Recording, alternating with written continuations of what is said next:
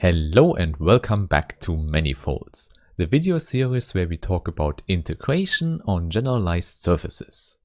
And in today's part 43, I want to show you that the integral is well defined.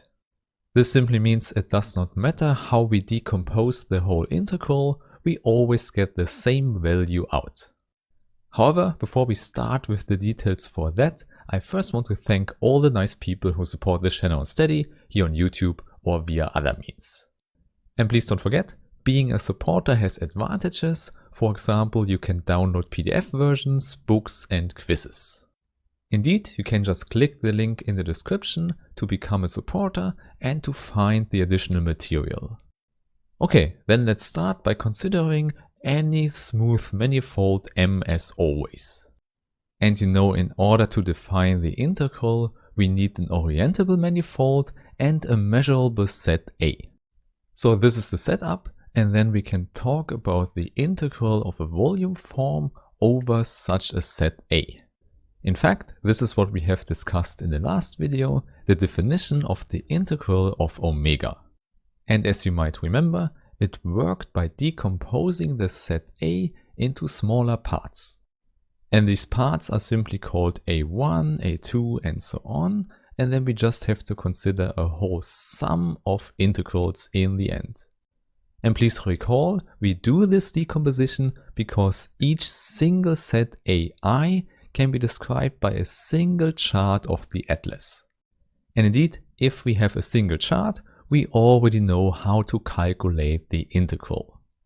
However, now the problem is that such a decomposition might definitely work, but no one tells us which decomposition we should choose.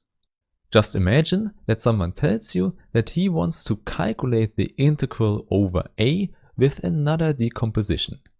And in order to keep the notation clear, let's say that these sets are called A1 tilde, A2 tilde and so on.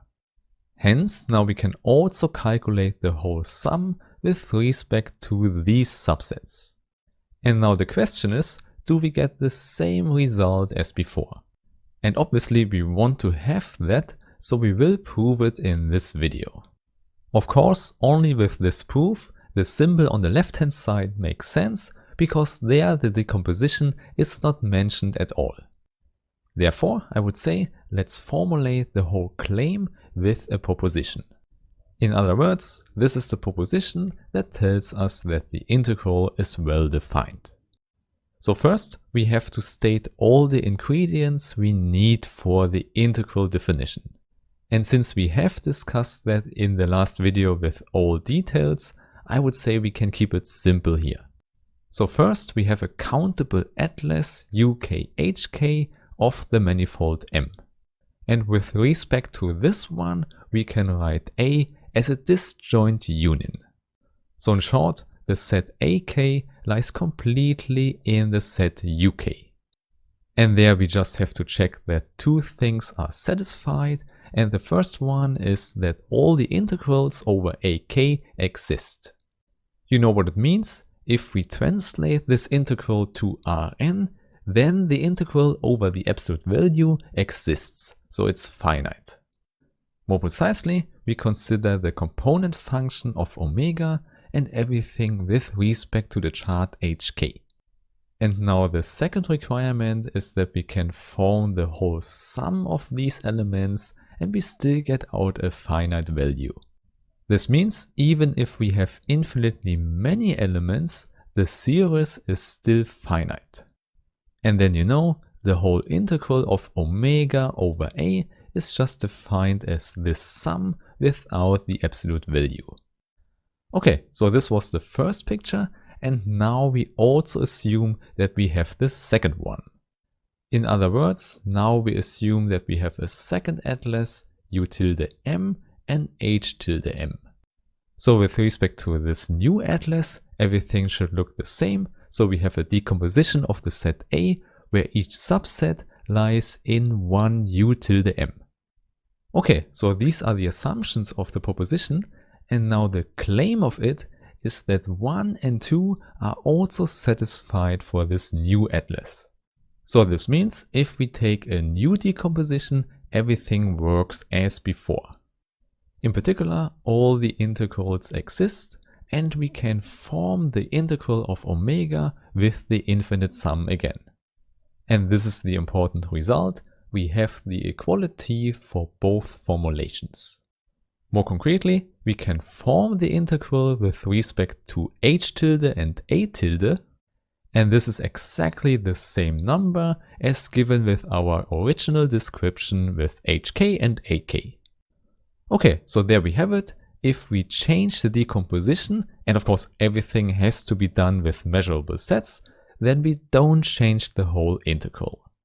And now you see, this statement justifies that we can simply write integral of omega over a. Okay, so this was already a lot of work, but the proof is not so complicated here. Simply because we already have the correct picture in mind. Namely, we can just combine both decompositions into a third one. If I put the one over the other, we get out a decomposition with even smaller sets.